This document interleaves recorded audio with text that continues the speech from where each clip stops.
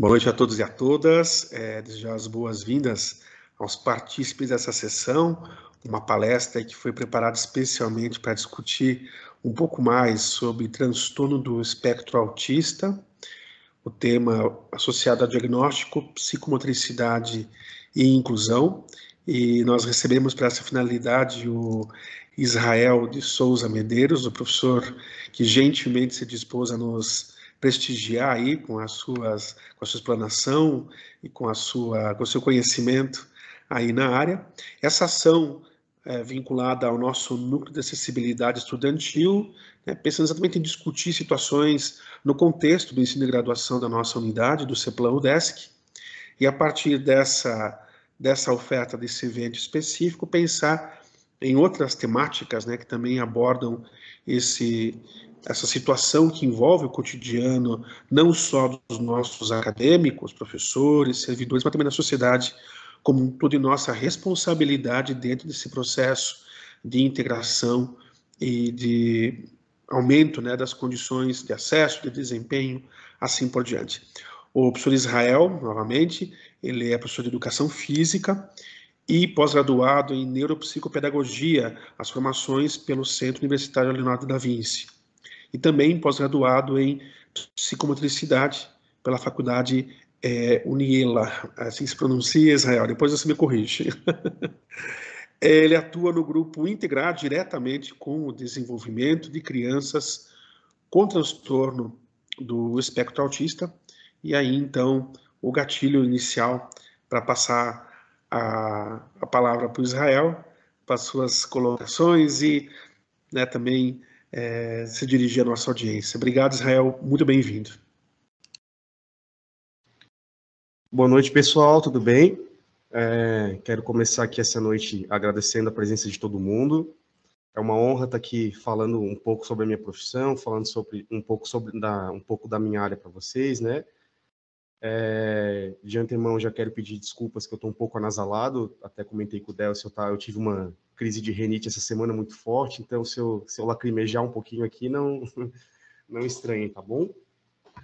Mas então, vamos começar falando sobre esse tema tão importante, tão atual, né? A gente, hoje em dia, de 10 anos para cá, principalmente, a gente vê várias conversas sobre educação inclusiva, não só na área do TEA, né, na área do autismo, mas em diversas psicopatologias que a gente tem aí dentro da área da educação ou fora dela, né? E muito se fala de inclusão, né? Até muita gente fala, antigamente a gente não ouvia esses termos, a gente não via tantos autistas, né? Mas realmente a gente vai ver ali que hoje em dia existe um número maior de casos, né? Um número maior de diagnóstico. Hoje em dia acho que todo mundo pode falar que conhece alguém, ou tem algum parente, ou tem alguém no trabalho, alguém na sala de aula, né?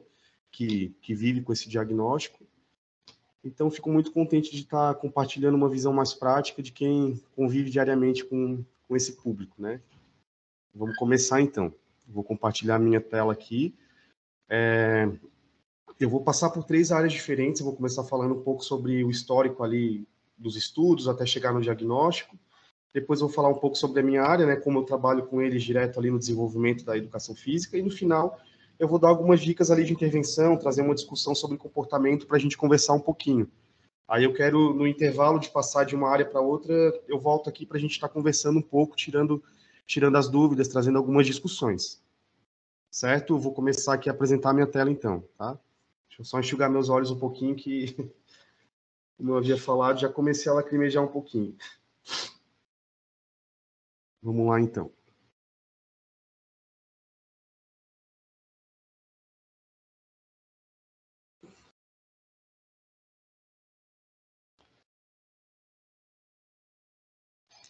Transtorno do espectro autista, né? O nome que a gente usa hoje para o autismo, o nome correto. Diagnóstico, como eu falei, vamos passar ali sobre o que leva a gente a observar um diagnóstico numa criança, num adulto. Psicomotricidade, que é a forma que a educação física atua, pelo menos da minha parte, no desenvolvimento dessas crianças, e ferramentas que a gente pode usar no dia a dia para trabalhar a inclusão, para prevenir, como é que eu vou dizer, para prevenir dificuldades de aprendizado, para prevenir crises sensoriais, para prevenir comportamentos inadequados que podem acontecer numa sala de aula, né? Então, vamos lá. Aí um pouco da minha formação, né? Como o Delcio havia falado, eu sou professor de educação física, pós-graduado em neuropsicopedagogia, que foi o que me permitiu entrar nessa área, especializado em treinamento desportivo também.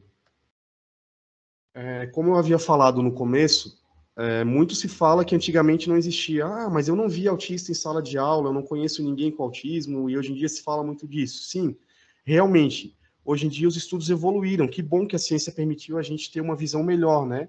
Dessas particularidades, dessas pessoas que precisam de um pouco mais de atenção, precisam de algumas adaptações para se sentirem incluídas na sociedade, para terem autonomia. Então, vou dar uma passada agora pelo histórico, pelas nomenclaturas, como as pessoas foram observando esse tipo de comportamento. Começando lá no século XVII, né, não só o autismo, como qualquer outro tipo de psicopatologia, esquizofrenia, déficit de atenção, hiperatividade, na época, era chamado de idiotia. Sim, realmente veio da palavra idiota. Eram pessoas que não possuíam, para a sociedade, elas não tinham o direito de estar junto com as outras pessoas porque elas não tinham as mesmas faculdades mentais, né? Elas não conseguiam conviver em sociedade. Então aí, até mais para frente a gente vai falar sobre esses termos, mas na época acontecia a exclusão. Não participava do processo de ensino-aprendizagem, não participava da sociedade. Simplesmente era afastado, né? Se for fazer um estudo sobre as sociedades, tinha gente até que sacrificava essas crianças, né? Mas por um período um pouco mais recente, elas eram isoladas, ficavam presas em quartos, né? Se for pesquisar, tinham crianças que eram acorrentadas, institutos ali de manicômios, institutos psiquiátricos e tal.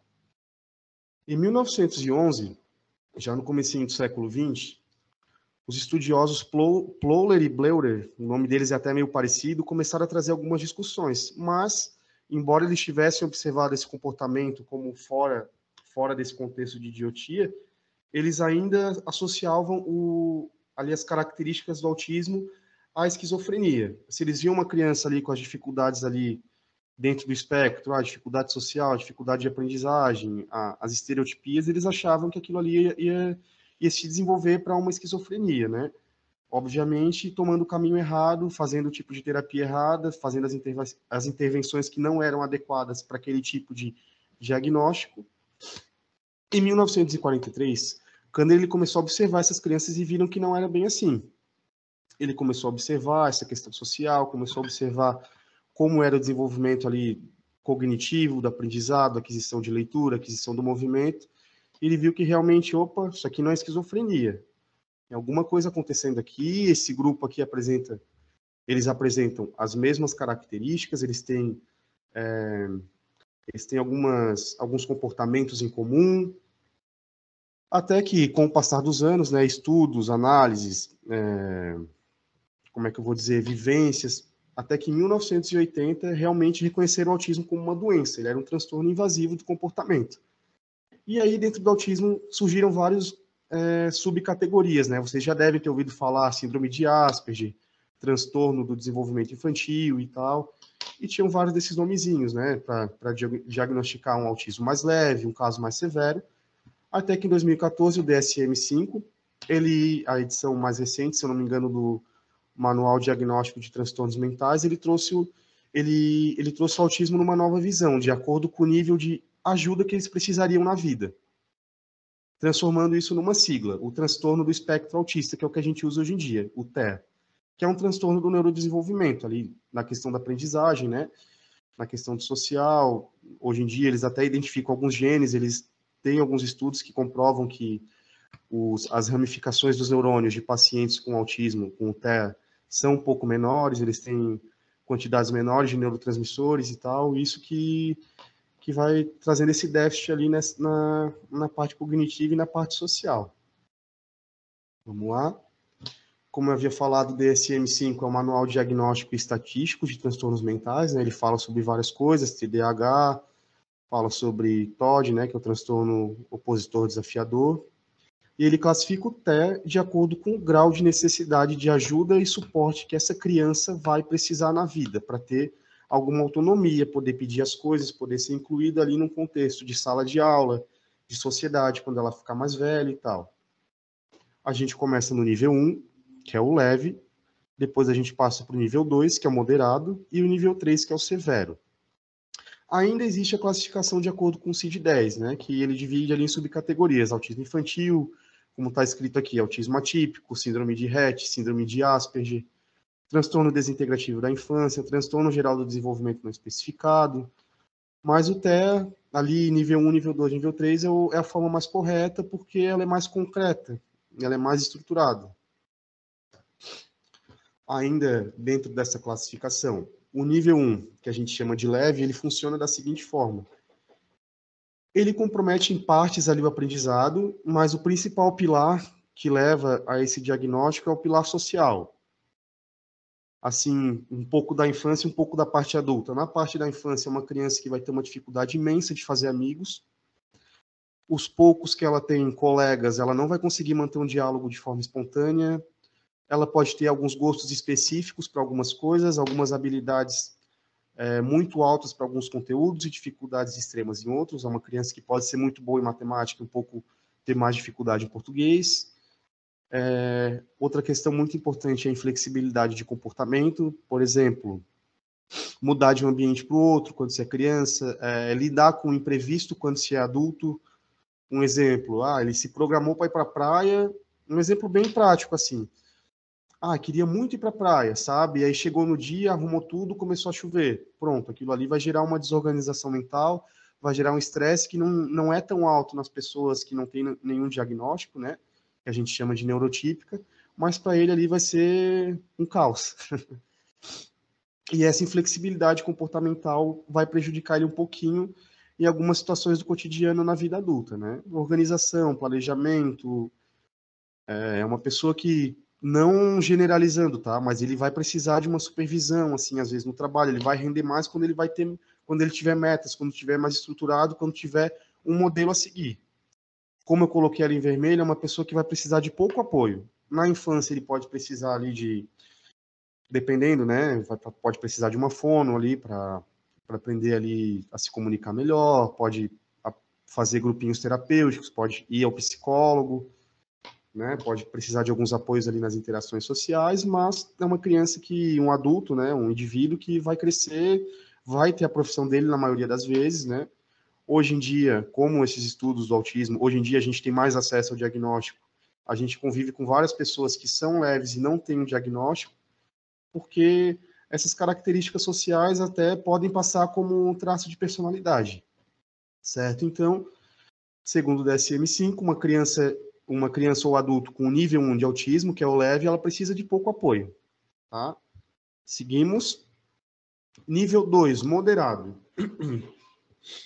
O moderado ele já vai precisar de apoio substancial para ter uma autonomia em algumas atividades do dia a dia. O principal que a gente pode citar aqui é a dificuldade com a comunicação verbal e não verbal. Ela pode falar, mas pode não ser funcional. Ela pode ter a habilidade de repetir frases, mas ela vai ter dificuldade de usar isso para se comunicar, para pedir uma água, para pedir uma comida. Então, ela vai precisar de uma terapia, ela vai precisar de um apoio para aprender a se comunicar da maneira correta, para pelo menos conseguir comunicar as necessidades dela, né? As habilidades sociais também são limitadas, um pouco mais que o leve também. Geralmente, na maioria dos casos, não faz amizade sem ajuda. Geralmente vai precisar de uma repetição, né, de uma convivência. Nesse caso, já apresenta alguns comportamentos atípicos para quem observa de fora, que é o que a gente chama de estereotipia, a gente vai dizer depois o que é, né? Algumas características, repetir falas sem contexto, fazer alguns barulhos fora de contexto, né? Vão fazer alguns movimentos, entre aspas, estranhos para quem observa, algumas respostas atípicas para quem pergunta as coisas, e vai precisar de uma ajuda, geralmente já precisa de alguém junto na sala de aula. Dependendo do tanto de estímulo que a criança tiver, ela pode sim ter uma autonomia quando ficar adulta, certo? Então ela vai precisar sim de um apoio substancial, ela vai precisar de uma terapia ali um bom tempo, talvez até a fase adulta ou até mesmo pelo resto da vida, tá bom? E chegamos no nível 3 severo, que precisa realmente de muito apoio, geralmente acompanhamento 24 horas por dia. O prejuízo é muito intenso na comunicação verbal e não verbal, geralmente a criança não fala, ela vai precisar de um sistema de comunicação alternativa. Existem vários, existe o PECS, existe o POD, que são plaquinhas que elas usam para pedir, elas podem aprender através de gestos, elas podem aprender sílabas, entendeu? Mas falar, formar frases realmente é muito difícil, sabe? Não é legal generalizar, mas na maioria das vezes realmente não desenvolve a fala.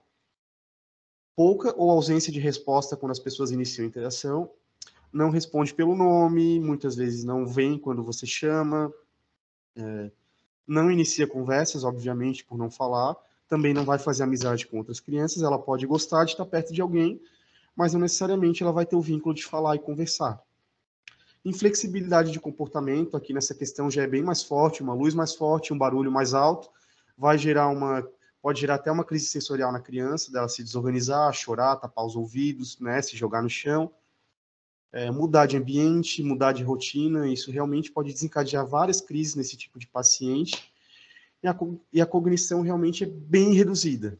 Ela tem uma tendência ao isolamento social se ela não for estimulada a estar indo nas terapias, a estar convivendo com os pais. Ela vai ser o tipo de criança que vai ficar ali sozinha, fazendo as coisas que ela achar melhor, né? Geralmente fora de contexto também. Parada, sentada, ou brincando com uma cordinha de forma não funcional, às vezes brincando com uma garrafa. O prejuízo é tão grande na cognição que tem algumas que não conseguem nem controlar as necessidades fisiológicas, que continuam usando fralda até, até realmente aprender, mas geralmente na infância, até a chegada da adolescência. Como eu disse, precisa de muito apoio, vai precisar ser acompanhado em qualquer ambiente. Eu trouxe aqui alguns dados para a gente dar uma olhadinha, começando ali pelo gráfico. Em 2004, a gente tinha como é que funcionava, mais ou menos? Segundo as estatísticas, de 166 crianças que nasciam, apenas uma era autista. E como a gente pode ver, isso está aumentando gradativamente. Em 2018, quando 59 crianças nascem, uma já é autista. Então, a gente teve um aumento muito grande. Para vocês terem uma ideia, conversando com a dona lá da clínica que eu trabalho, ela comentou que em 1980, a cada 10 mil crianças, uma nascia autista. Então, tem aumentado muito. Os estudos comprovam que, se continuar dessa forma, é bem possível que até 2025, entre 2025 e 2030, uma a cada 2 crianças nasça com um transtorno do espectro autista. Eu quis grifar aqui em amarelo que ainda não há uma resposta definitiva, a gente não tem uma comprovação do que pode causar. Existem vários estudos de causa. Uns apontam que tem uma causa genética, uma hereditariedade, não necessariamente vinda do pai ou da mãe, mas de algum parente distante, ou alguma mutação durante a fecundação. Inclusive, alguns estudiosos já estão identificando alguns genes que mostram que a criança é autista. Isso ajuda muito, porque quanto antes a gente tiver o diagnóstico, mais cedo a gente vai começar as intervenções, isso vai gerar Quanto mais intervenção, mais autonomia o autista vai ganhando, né? Existem também possíveis causas ambientais, né? Isso com base em alguns estudos, mas não é comprovado. Mas a gente pode ter a questão da idade paterna, do pai ser muito, muito mais velho, né? Depois dos 40 ali, exposição a poluentes do dia a dia, parto prematuro, entre outros. Algumas características que a gente pode observar numa criança de 0 a 3 anos para o diagnóstico, tá? Eu botei um pouquinho da primeira infância, que é do 0 a 3, e depois eu vou passar ali para dos 3 até a fase adulta que a gente pode observar. Licença. Brincar de forma não funcional por horas com o mesmo objeto. Tem ali uma criança de 2 anos, ela está com 2 carrinhos na mão. Tu vê que ela não está brincando do jeito que se brinca de carrinho, né? Vrum, vrum, brincando ali usando a imaginação. Ela pode estar ali batendo o carrinho no outro, quebrando o carrinho, girando o carrinho, jogando para cima, ou olhando para ele, por muitas horas e muitas horas. Tá? Porque é muito normal a criança de 0 a 3 anos ir trocando ali de brinquedo. É uma questão até da vivência dela, da experiência dela de aprendizagem, explorando, formando ali os conceitos dela, conhecendo o mundo através do corpo. Então, já é uma limitação que a gente olha ali. Atraso na fala e nos gestos. Demorou muito para falar, nenhuma palavra, nenhuma tentativa de verbalizar papai, mamãe, água, que geralmente são as primeiras palavras, né? Apenas alguns sons meio abstratos, falta às vezes até não fala, dificuldade de dizer que sim, de dizer que não com a cabeça, né? Ausência de contato visual, você chama pelo nome, ela não responde. ou tu tá conversando, brincando ali com ela, ela não olha no teu olho, isso é uma característica bem importante. Como eu falei ali, ausência de resposta ao ser chamado pelo nome, agitação excessiva ao trocar de ambiente, ambiente muito claro, ambiente muito barulhento, ambiente muito cheio de pessoas, rejeitar alimentos por questões sensoriais, às vezes porque é quente, às vezes porque é gelado. Tem muita criança que não gosta de comer carne pela textura, tem criança que não gosta de comer nada, perdão, nada que seja líquido. Interesses por itens incomuns para a sua idade. A criança ela tem uma tendência a procurar coisas ali mais do universo dela, né, que chame atenção, coisas coloridas, né, brinquedos, bola, carrinho, boneca, ursinho, né, coisas mais. E essas crianças que provavelmente vão ter ao lado, elas acabam trocando por coisas que não fazem parte do cotidiano, chave de carro, lápis de escrever, corda, garrafa, pedaço de papel, às vezes até as próprias mãos, sabe? Isso é bem comum. E movimentos repetitivos e posturas incomuns com o corpo, que é o que a gente chama de estereotipia. Eu até vou conversar depois com vocês quando eu encerrar essa parte de diagnóstico. Todo mundo já deve ter visto alguma estereotipia de alguma criança autista, né? Balançar o corpo para frente e para trás. Eles têm muito a questão do flapping, que é quando está agitado, balançar a mão dessa forma. Sons fora de contexto, gemidos fora de contexto. Características que tu consegue observar, que qualquer pessoa leiga nesse assunto consegue observar ali que a criança tem uma necessidade especial. No caso dos adultos, crianças maiores ali, adolescentes, né? Como eu falei, os comportamentos estereotipados e repetitivos, eles ficam até mais presentes, porque quando a criança é bebê, a gente até pensa, é bebê, né? É normal ela fazer isso com o corpo, ela está descobrindo ali como é que funciona. Mas quando fica adulto, já começa a ficar um pouco, a pessoa já olha e começa a pensar, tem alguma coisa de diferente nessa criança, né? Como é que a gente pode falar? A ecolalia, ela é um tipo de estereotipia vocal. Ela pode desde repetir uma fala de algum desenho, alguma frase fora de contexto, né? Repetir várias vezes a palavra boa noite, ficar repetindo várias vezes o próprio nome, perguntar várias vezes a mesma coisa, até mesmo no caso dos mais severos, fazer uns sons assim abstratos, né? Gemer, dar alguns gritos fora de contexto, né? Andar na ponta dos pés é uma característica bem presente também, balançar o corpo para frente e para trás, balançar as mãos, o flapping, como eu falei. Existem outros tipos também, bater no rosto, fazer alguns movimentos, entre aspas, bizarros, assim, no contexto social. Interesses restritos e fixos, que é o que a gente chama de hiperfoco, gostar só de uma coisa, né? Tem uma série na Netflix, que é Atypical, se eu não me engano, ele gosta muito de golfinho, né? Golfinho é pinguim, se eu não me engano, alguma coisa assim. Isso é um exemplo de hiperfoco. Claro que ali ele é um paciente leve, mas existem várias coisas assim. Gostar de, como eu falei, tem objetos até que não nem fazem parte do cotidiano. Gostar de chave de carro, gostar de cone, gostar de corda. Dificuldades com quebra de rotina ou padrões de comportamento, né? No caso ali da criança mais velha, trocar de terapeuta, fazer a hora do lanche fora do horário que ela está acostumada. Se ela chega em casa e ela toma banho e depois janta, e se ela chegar um dia e tiver que jantar e depois tomar banho, isso pode gerar uma crise. Hiper ou hipossensibilidade aos estímulos sensoriais. Luz forte, barulho alto, né, até meio caricato, mas é muito comum as crianças autistas botarem a mão no ouvido quando escutam um estouro ou um grito. Aglomerações, ambiente muito bagunçado, tudo que é muito abstrato, muita gente, muito barulho, causa esse desconforto no paciente com autismo na grande maioria das vezes, né? Dificuldades no contato visual e na linguagem corporal. Trazendo aí para o ambiente do adulto. A dificuldade de manter o olhar fixo na pessoa enquanto conversa é bem comum. Na linguagem corporal, uma característica bem marcante do TEA é que ele não consegue, na maioria das vezes, identificar ironia e nem piada.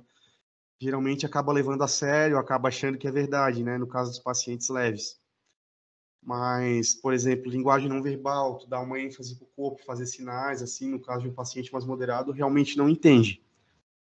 Como eu falei ali, tanto do leve ao severo, todos eles apresentam isso, tá? É um pilar importantíssimo para o diagnóstico, esse déficit na interação social. e na reciprocidade emocional. No caso do autismo leve, voltando, é porque geralmente, como a gente está falando, como eu creio que a maioria aqui trabalha diretamente com adultos, no caso do adulto ali com TEA leve, ele vai ter muita dificuldade também na reciprocidade emocional, lidar com sentimentos, lidar com eu te amo, lidar com eu estou triste com você.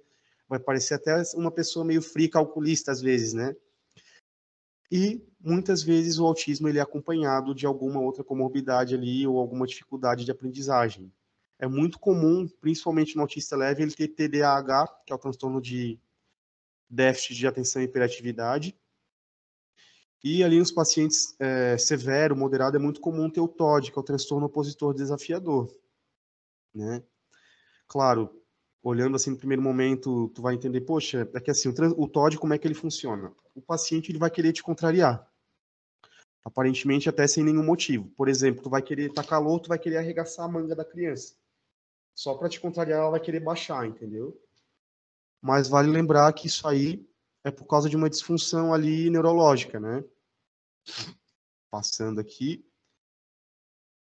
Vou falar um pouco agora da estimulação, né? A importância do diagnóstico. Quanto mais cedo a gente tiver o diagnóstico, deixa eu primeiro falar da neuroplasticidade aqui, que é importante esse conceito.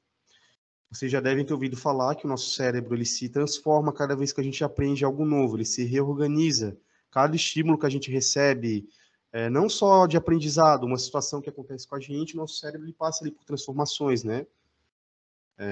Então, quando ele é estimulado na forma de aprendizado, principalmente em criança autista, é como se ele estivesse sendo treinado. Através dessa repetição, ele pode ir adquirindo ali algumas habilidades que vão dar uma maior autonomia para ele lá na frente.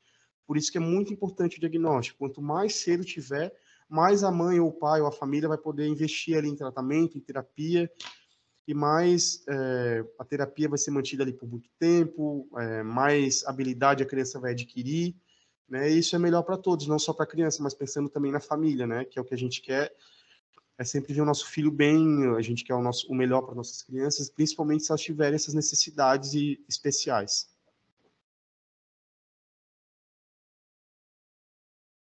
Agora eu vou entrar um pouco na parte de educação física, mas antes eu vou voltar aqui um pouquinho para vocês, tá?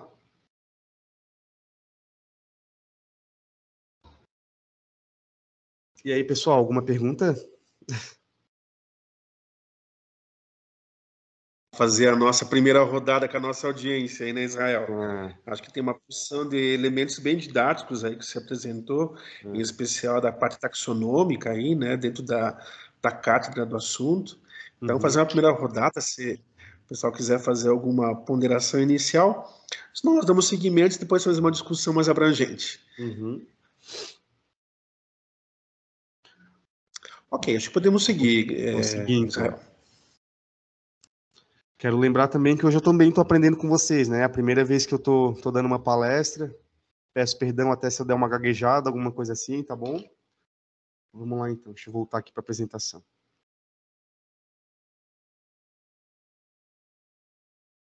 Opa.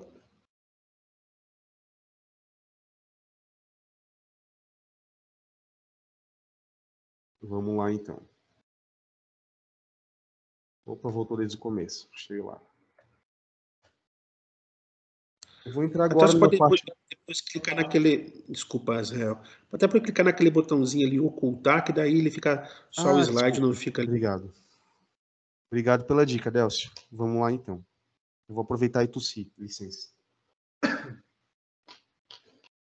Então, gente, eu vou usar uns termos meio técnicos agora na área da educação física, porque é a parte que eu trabalho ali, eu trouxe algo que eu consigo falar com um pouco mais de propriedade também, né? Primeiro eu quero trazer um pouco do conceito de crescimento e desenvolvimento. Às vezes a gente acaba achando que são sinônimos, né? Mas dentro aí da área biológica são coisas diferentes. O crescimento, como a palavra diz, quer dizer crescer, né? Multiplicação ali das células, hipertrofia celular, a gente vai aumentando de tamanho, crescendo, né? A gente não fica do mesmo tamanho que a gente nasce. Nossos ossos, nossos músculos vão aumentando de tamanho, etc, né? E o desenvolvimento ele tem a ver com as funções do corpo, né? Andar, correr, aprender, falar, são as funções ali que a gente vai precisar no dia a dia, é o que a gente chama de maturação funcional. O que pode acontecer muitas vezes? Uma criança, um paciente crescer em tamanho, né? por causa da idade, e não se desenvolver. Uma criança de 6 anos que não fala, uma criança de 8 anos que não anda, uma criança de 10 anos que não vai ao banheiro sozinha. Então, são contextos diferentes. Você pode crescer e não se desenvolver. Quando a gente trabalha na educação física com crianças mais velhas, geralmente a gente trabalha já a iniciação esportiva ali, habilidades sociais e tal. Porém, quando a gente trabalha com a educação infantil, não tem como a gente não trabalhar a área da psicomotricidade. Não sei se vocês já ouviram falar, depois eu vou conversar um pouquinho também, mas ela atua como uma ciência da educação. Ela não entra só na educação física, a gente tem muito psicopedagoga, neuropsicopedagoga que também trabalham essa área. Já vou explicar por quê, porque ela abrange não só a parte do corpo humano, dos movimentos, mas também ela trabalha o intelecto, as emoções, a parte da escrita, a parte da percepção de mundo, né? Ela busca integrar 3 áreas da vida humana: a emocional, a física e a cognitiva, que é a área da inteligência, né? Ela serve como uma ferramenta para proporcionar para a criança experiências de aprendizagem, geralmente dentro da educação física, circuitos, brincadeiras, jogos, situações ali, que procura integrar essas 3 áreas, né? O emocional, o físico, o cognitivo. Depois eu vou usar um exemplo prático aqui para entender melhor como esses 3 se encaixam. E é muito importante para o autista esse tipo de terapia, esse tipo de intervenção, porque a gente está oferecendo para ela aquilo que ela tem um déficit, que é se entender dentro do meio, sair de dentro de si e entender o seu espaço ali naquele ambiente, né? Entender o seu corpo dentro de um espaço. E ela serve também como reabilitação de movimentos, né? Porque através dessas experiências tu vai gerar ali uma estimulação motora, como eu falei ali, vai aumentar a neuroplasticidade cognitiva nessas áreas e futuramente, quanto mais movimentos a criança tiver, mais autonomia ela vai ter para realizar os afazeres ali do dia a dia. A psicomotricidade, como uma área de intervenção, ela se divide em 6 áreas. Na verdade, são 7 áreas e 6 delas existem baterias de teste. Eu vou explicar depois. As 3 primeiras, elas estão ligadas diretamente aos movimentos mesmo, né? Vocês já devem ter ouvido falar em coordenação motora fina e coordenação motora global, também chamada de ampla ou grossa. Coordenação também é chamada de praxia, às vezes, tá? A coordenação motora fina é o controle de pequenos grupos musculares para movimentos refinados. Cortar, colar, movimento de pinça, movimento de colocar a linha na agulha. E também ela se estende até mesmo o ato de agarrar uma bola, arremessar, porque ela trabalha muito a questão do olho e da mão, do olho e da mão. Até dentro da coordenação motora fina, a gente tem essa área chamada coordenação motora óculo-manual, que é o trabalho ali da mão em relação aos olhos. Perdão, gente. Passando agora para a coordenação motora global ou grossa, né? Como você já deve imaginar, é o controle dos grandes grupos musculares, né? Pernas, braços, né? Um quadril. Até a gente ouve muito, até quando a gente faz academia, quando a gente faz alguma aula, nossa, hoje eu estou meio descoordenado, minha coordenação motora não está legal, poxa, não consigo acompanhar essa dança, e realmente, a coordenação motora global ela é responsável por saltar, correr, se abaixar, conhecer teu corpo, ir para a direita e para a esquerda, desviar, correr em linha reta, saltar um obstáculo em movimento, e aí vai variando, né? Cada vez mais especificando até chegar ali numa iniciação esportiva, quicar uma bola, usar a tua força ali para levantar um peso numa aula, fazer um burpee, etc. E a organização espacial, que é a tua noção de espaço. Sabe aquela pessoa que às vezes sai derrubando caneca, vai passando e vai derrubando tudo que tem ao seu redor? Ela provavelmente tem um déficit ali, mesmo que pequeno, nessa área. Que é a relação do teu corpo com o ambiente. É tu saber o que é grande, o que é pequeno, onde tu cabe, onde tu não cabe, se tu tá dentro, se tu tá fora. Tá? Eu botei umas imagens aqui para dar mais ou menos uma ilustrada. A primeira ali a gente tem um exemplo de coordenação motora fina. Essas imagens são de banco de imagens, tá, gente? Não é nenhum paciente meu. Ali na primeira imagem a gente tem uma criança, provavelmente ela deve estar fazendo uma aula, uma terapia ali psicomotricista, que ela já está fazendo um trabalho ali de pinça com as bolinhas, né? Ali a gente tem uma criança ali em torno dos seus 4, 5 anos já desenvolvendo a coordenação motora grossa, correndo ali em linha reta, sem cair, sem cambalear, se mantendo numa velocidade legal, ali controlando o quadril, controlando o joelho. E a organização espacial ali, a criança entrando e saindo dos bambolês, sem derrubar tudo, sem arrastar, né? Pelo menos na foto ela não está fazendo isso. E passando agora para a área da percepção. Essa área, depois eu vou falar um pouquinho, mas ela é muito importante para o aprendizado em geral. A primeira delas, ela se desenvolve ainda quando a criança é bebê, geralmente, que é o esquema corporal. É a organização do corpo, o controle das partes que o compõem. Rapidez para ouvir um comando, responder quando é olhado, quando é chamado pelo nome, né? Desculpa. Mas trazendo assim para o básico do básico, é literalmente tu saber que tu está dentro do teu corpo. Isso é um esquema corporal, tá? É tu não se enxergar de fora para dentro, e sim de dentro para fora. A organização temporal é a noção de tempo. Tu saber que tu precisa fazer tal tarefa antes de tal tempo, que tu tem 3 horas para fazer tal coisa. É eu saber que essa palestra tem 1h30, né? É tu saber, tu tá correndo com alguém, tu tá disputando ali quem chega primeiro, tu acelerar para passar a pessoa, porque tu tá percebendo que tu tá para trás. É esse conceito, tu saber que algo é longe, tu vai ter que correr para chegar mais rápido, tu saber que tu vai se atrasar porque tem trânsito. São coisas do dia a dia, viu? Vocês viram que eu usei exemplos da educação física e usei exemplos do cotidiano, né? O equilíbrio, basicamente, ele é a capacidade de manter a estabilidade do corpo, posturas e movimentos, de forma que anule as forças que agem sobre o eixo. Eu agora estou em equilíbrio, vocês aí estão em equilíbrio, porque a gente está agindo contra a força da gravidade, né? É a capacidade de se manter assim, né? Com a postura normal, sem cair para os lados. É muito comum em paciente que tem dificuldades, né, na área psicomotora, ela não conseguir ficar sentada, precisar ficar escorada.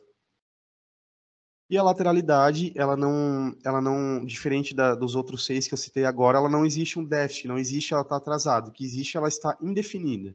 O que é a lateralidade? É tu saber qual que é o teu lado dominante e tu acionar ele de forma automática. Tu ter que escrever e tu saber que tu tem que começar com a mão que tu domina. Eu pegar a caneta, eu vou pegar direto com a mão direita, eu não vou ficar trocando e testando, entendeu? Se eu tiver que pular num pé só, automaticamente eu vou pular ali com a perna que é meu lado dominante.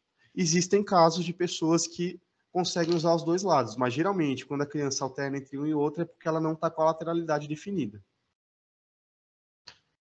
Ali o esquema corporal é a primeira imagem de cima, eu botei uma criança bem bebê copiando a mãe, né? Uma imitação motora ali, consciência do corpo dela, consciência que esses são os braços dela, que é essa cabeça. Organização temporal, eu botei ali, é que ficou um pouquinho fora de ordem. Ó. Ali no canto inferior direito, aqui para mim tem uma criança acelerando, ali com o númerozinho 35 na camiseta. Ela está acelerando na corrida porque ela entendeu que ela precisa ganhar, né? Ela não está correndo sem uma motivação. Equilíbrio, eu botei uma criança ali passando no corrimão, ali na calçadinha, né? Acho que todo mundo já brincou disso quando é criança. Né? Ela está buscando ali uma forma de não cair para um lado nem para o outro. E ali a lateralidade eu botei o jogo de amarelinha, como eu falei ali o exemplo de um pé só, cada um tá na sua perna dominante, isso é bem normal. Mas de que forma isso atua no aprendizado? Como eu disse ali, eu procurei usar um exemplo ali da vida, das coisas que a gente faz no nosso dia a dia, na nossa rotina, e uma coisa que a gente faz ali dentro do esporte mesmo, da educação física, na atividade física que a gente vai fazer ali, sei lá, independente do objetivo, manutenção da saúde, ou porque quer se manter estimulado, quer se manter saudável, né? A gente sabe que atividade física, exercícios são importantes para a nossa qualidade de vida. Mas, enfim, como eu citei ali, os 4 últimos ali, esquema corporal, lateralidade, estruturação espacial e orientação temporal, elas servem para percepção da criança de mundo. Isso é muito importante. Ela ter o conceito de tempo, saber o antes e o depois, saber o dia, saber a noite, saber a manhã, a tarde, saber a hora que vai embora, principalmente para o autista, porque ele precisa ter isso estruturado para ele. O esquema corporal, como eu falei, ela entender que ela é um corpo, que ela está naquele local. A lateralidade, né? A lateralidade ela é muito importante, gente, para aquisição da escrita, tá? É muito comum uma criança que não tem a lateralidade desenvolvida começar a escrever assim, ó, em vez de escrever assim. Ou ter dificuldade para ler, embaralhar as letras e tal. Acho que eu falei todos agora, né? Esquema corporal, lateralidade, estruturação espacial e orientação temporal. No caso, a estruturação espacial, acho que eu não falei agora, né? Falando, como eu disse, ela é para te se entender ali no espaço, longe, perto, entender que tu está ali no jogo, entender que tu está numa sala de aula, entender que tu está numa multidão, entender que tu está num ambiente com outras crianças ou outros adultos, né? E de que forma a psicomotricidade abrange essas 3 áreas da vida humana, né? Que é o movimento, o intelecto e o emocional. Ali faltou o intelecto, eu botei só o movimento mais emocional, mas tem o intelecto junto, né? Que a gente precisa do cognitivo para poder realizar o movimento. Mas o exemplo da corrida, por exemplo, uma criança ali de 6 anos, ela adora correr. Ela corre, corre, corre, e, por exemplo, supondo que ela nunca foi alertada que ela pudesse cair. Ela gosta de correr e tal, e um dia ela caiu e se machucou muito.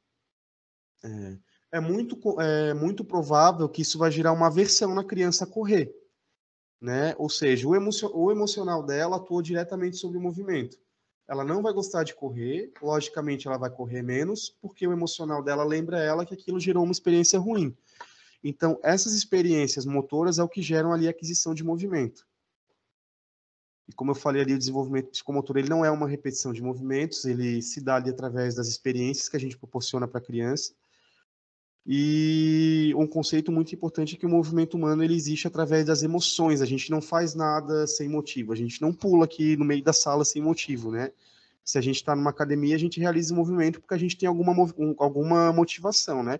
Se a criança faz esse movimento durante uma brincadeira, é porque ela tem ali algum objetivo estabelecido pelo professor e tal. Então, tudo isso se encaixa dessa forma. Fora que durante o jogo, durante a brincadeira, a criança ela vai se comunicar, ela vai dizer as necessidades dela, desde coisas básicas como estou com vontade de tomar água, preciso descansar, até mesmo comemorar, curtir, brincar com amigo, etc. Eu trouxe aqui uma foto de um paciente meu, essa foto foi autorizada, né? Aqui ele está fazendo um trabalho. Deixa eu só ler a frase para vocês primeiro. Essa é uma frase que eu levo para a vida, como professor, como educador, que é o corpo e a mente trabalham juntos para vencer os obstáculos. Um depende do outro. Esse é o meu conceito de educação física. Não tem como um existir sem o outro, sabe? Aqui eu preparei um mini circuitinho para ele. Ele tinha que pular os cones, se agachar e trocar as bolinhas de lado. Aqui a gente está trabalhando várias coisas juntas. Primeiro, a coordenação motora global, que ele está pulando, né? Pulando e agachando. Depois a lateralidade, porque ele está tendo que usar os 2 lados ao mesmo tempo, assim ele vai descobrir qual que ele tem dificuldade ou não, qual que é o lado dominante. A gente está trabalhando a organização temporal dele, porque eu estava usando um cronômetro para ver o tanto de velocidade que ele fazia. Esquema corporal e estruturação espacial vai de forma automática, porque quando ele vai pular, ele mira aonde ele vai cair, ele sabe onde ele vai caber, que é ali entre um cone e outro. E é bem legal, assim, é um trabalho bem massa. Encerrar um pouquinho essa parte da minha área, né? Senão eu me empolgo. Deixa eu voltar aqui para vocês um pouquinho.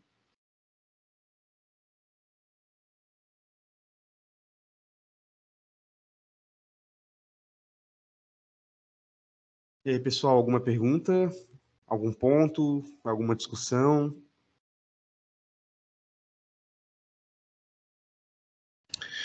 Vamos lá ver se tem uma observação inicial. Aliás, quero agradecer o Ricardo Brandt, lá do CIAT, que participou da nossa sessão, mesmo sendo feriado aí em Florianópolis. Aliás, eu castiguei o Israel hoje, nem percebi, né? Que é feriado na capital. Puxa vida, Mas desculpa. eu tinha esquecido também quando eu sugeri a data, mas é bom, foi ótimo, eu consegui me organizar também, foi bem legal. Tá certo. Então, vou abrir de novo espaço para alguma pergunta preliminar, né? Antes da nossa, depois da sessão, vamos dizer assim, ostensiva, né? Se tem alguma pergunta nesse momento que pintou ali algum gatilho que possa ser aproveitado aí por nossos partícipes. Ok, deixa eu dar seguimento e depois a gente fazer ali o Vou dar um seguimento, então. A gente vai entrar numa área, a gente vai entrar numa parte bem prática agora, eu vou voltar um pouquinho também. Show. Até vou pedir para o pessoal responder algumas perguntas minhas também, para a gente fazer uma interação. Vamos entrar aqui agora na parte de inclusão, vamos entrar aqui agora na parte de intervenção. Deixa eu compartilhar aqui de novo. Inclusive, assim, agora nessa parte, né, de interação, que vai ter essas questões que o Israel vai propor, vocês podem tanto abrir câmera, microfone, ou falar no chat, que a gente faz o registro ali para as tabulações. Isso. Também agradecer de antemão aqui o pessoal da Univille, que está participando, tem acadêmicos que ingressaram na sessão e que estão também convidados na nossa atividade. Obrigado.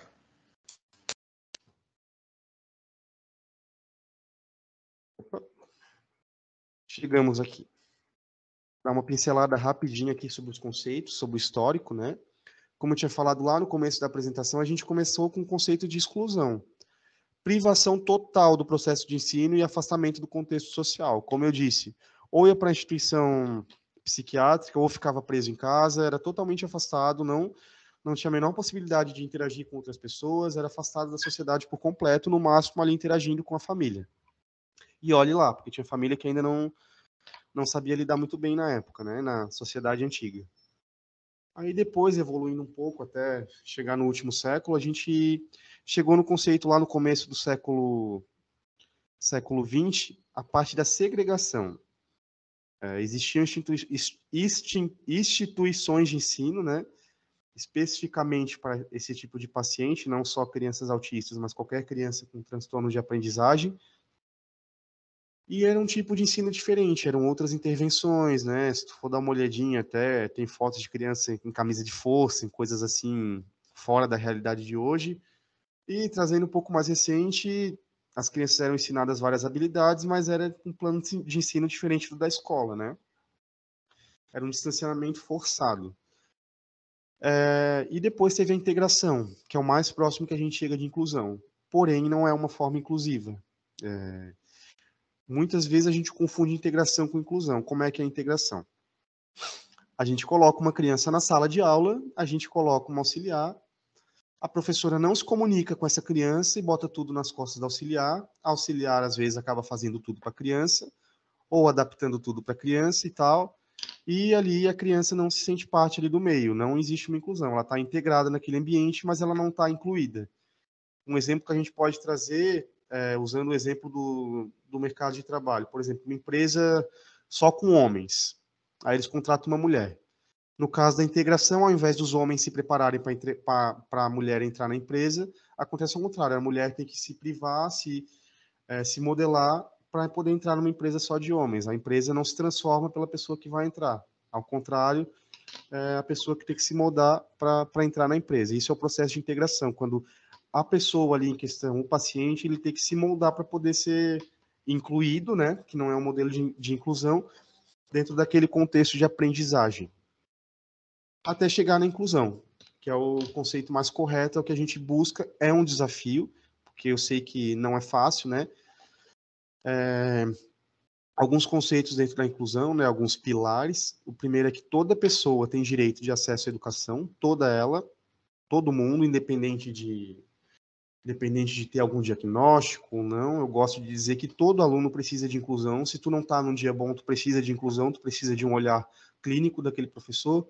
Se tu tem dificuldade numa matéria e potencial em outra, tu precisa de inclusão. Se tu tem altas habilidades, tu precisa de inclusão.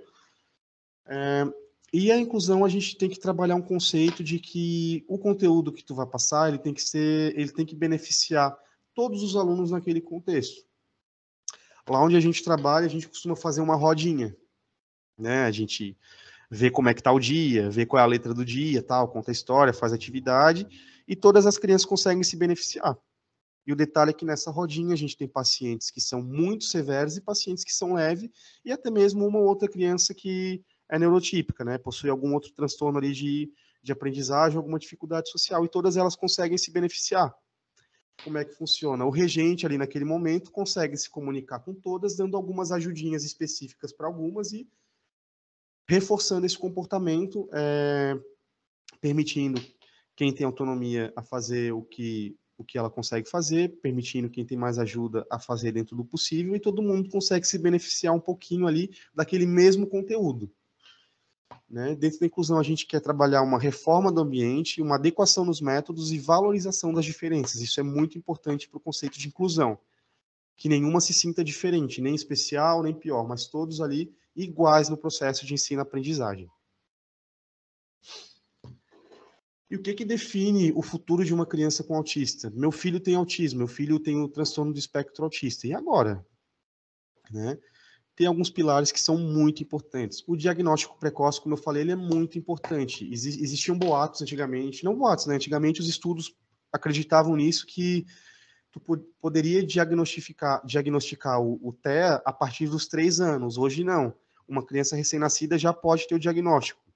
Então, quanto antes a mãe observar o mínimo de comportamento que tiver dentro ali das características e poder procurar o diagnóstico, melhor, porque daí ela vai poder correr atrás de recurso, poder adaptar a rotina, poder investir em intervenção, para poder, assim, gerar uma maior autonomia para a criança no futuro, tá trabalhando ali com ela as dificuldades, os déficits, a fala, a rotina, a obediência, alimentação, várias questões, né? Aprendizado, o tratamento adequado, né? Tu tem que ver o que se encaixa. Por exemplo, se a tua criança for severa, não adianta tu fazer 1 horinha só por semana de alguma terapia, né? Claro, eu sei que existe a parte financeira, mas quanto mais tu poder investir ali, quanto mais tu poder correr atrás de recurso, procurar gerar uma intervenção, proporcionar um tratamento ali para a criança, melhor. Quanto mais estímulo tiver, mais neuroplasticidade a gente vai gerar. A família unida, quando eu digo família unida, não quer dizer família amorosa, né? Todo mundo ama seu filho, mas a família unida no propósito. Um exemplo, não adianta a gente ir para academia treinar e chegar em casa comer tudo errado, né? Claro, isso quando tu busca algum tipo de objetivo. Mas é a mesma coisa aqui, não adianta a gente ensinar, por exemplo, no caso de uma criança que vai para terapia para resolver um comportamento inadequado. Não adianta a gente ensinar ela, por exemplo, se ela chora para pedir alguma coisa, a gente está lá na terapia ensinando ela a pedir. Aí, beleza, lá ela aprende a pedir. Aí chega em casa, a criança chora, a mãe dá o que ela quer, a mãe vai tá entrando em conflito que a gente está ensinando para ela, né? Isso acaba prejudicando ali, porque a criança não vai saber o que fazer, ela vai estar sendo reforçada num comportamento negativo, e o trabalho ali do profissional vai ser anulado e não vai acabar não trazendo nenhum benefício para a criança. Escola. A escola está ciente, a escola propor o máximo de inclusão possível para a criança é muito importante. A escola não pode ignorar a criança e as necessidades que ela vai ter. E supervisão, né, a supervisão de profissional, fazer as avaliações, acompanhar de forma estruturada como está sendo o desenvolvimento, é muito importante. Porque se a gente consegue ver ali algum déficit, alguma coisa, a gente vai tentar identificar a causa. Isso é muito importante, então. Diagnosticar cedo, propor um tratamento legal, a família está unida junto desse tratamento, a escola está consciente da criança e a supervisão ali constante ali do que está sendo trabalhado é muito importante. Isso com certeza vai gerar ali pelo menos um pouco de autonomia, um pouco de transformação para a criança, sabe? Ela não vai ficar igual quando ela foi diagnosticada. Agora trazendo um pouco de vou trazer agora algumas ferramentas de inclusão que a gente usa, tá? Principalmente dentro do ABA, eu vou falar mais um pouco do ABA para frente. O principal é a previsibilidade. O que é previsibilidade? É a criança saber o que vai acontecer e saber quando vai terminar.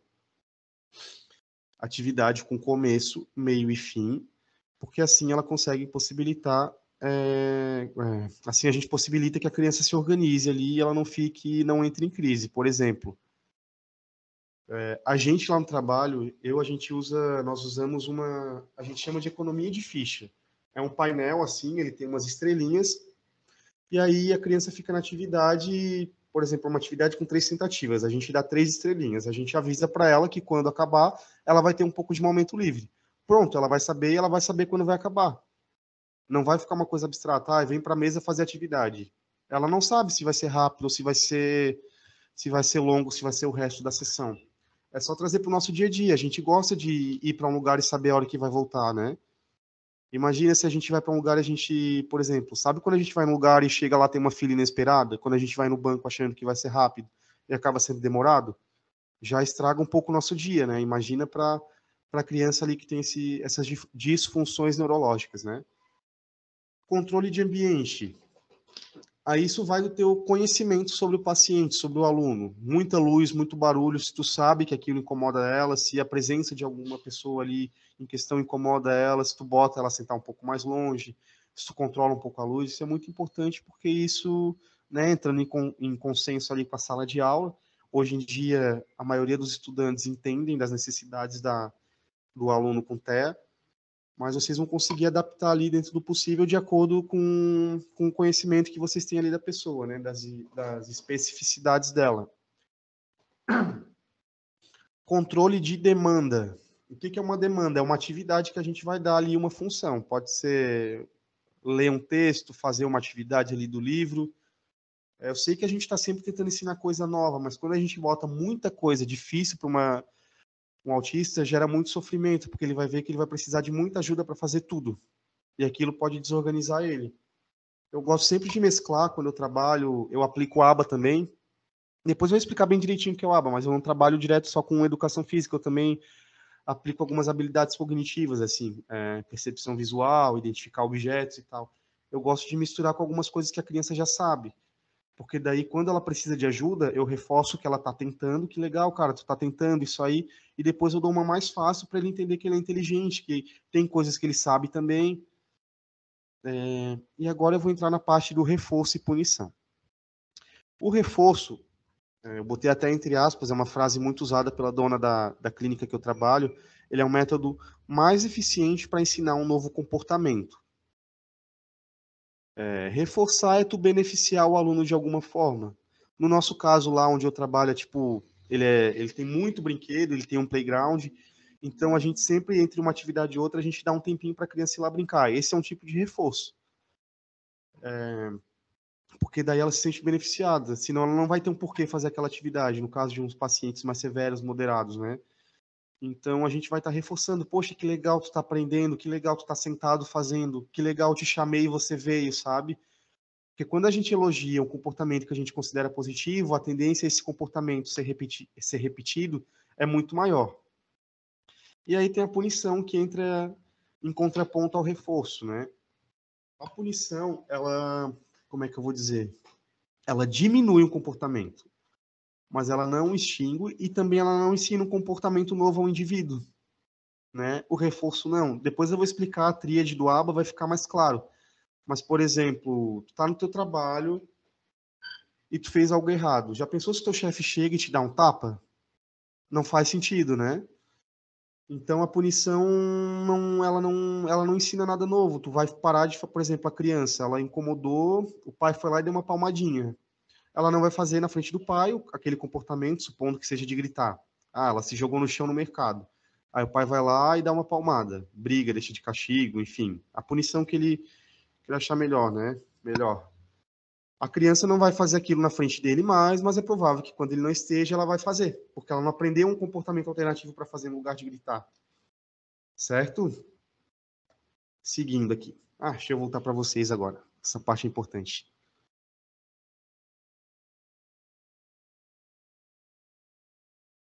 Pronto. Agora eu vou fazer uma perguntinha para vocês. Estar triste é um comportamento?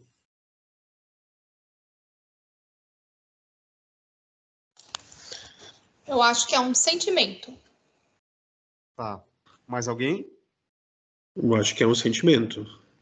Uhum. É isso mesmo. É porque estar triste vai muito da nossa interpretação, principalmente com a criança autista. Porque a gente ela pode estar chorando e ela pode não estar triste naquele momento, ela pode estar com fome. Ela pode estar chorando, mas ela pode não estar triste, ela pode estar com dor, né? Tá triste, tá feliz, tá sonolenta é uma interpretação nossa, isso não cabe no autismo. Sabe? E a gente pode estar triste e não estar demonstrando. Eu posso estar triste agora, vocês podem estar triste agora. Então o comportamento ele funciona mais como uma ação. O que a gente pode dizer que é um comportamento? Chorar, gritar, correr, sorrir, deitar no chão, né? Agora, trazendo uma segunda perguntinha para vocês. Chorar é um comportamento adequado? Olá, pessoal.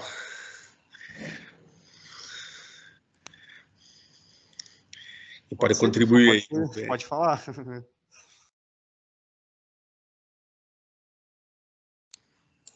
Pois agora, para a pessoa que chora, né?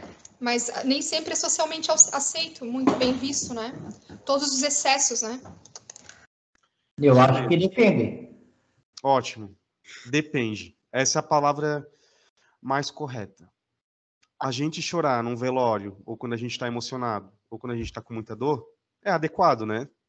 A gente não resiste, a gente está muito triste que nos salta os olhos naquele momento, né? Ou melhor, nem sempre a gente vai estar triste, né? Mas naquele momento foi adequado.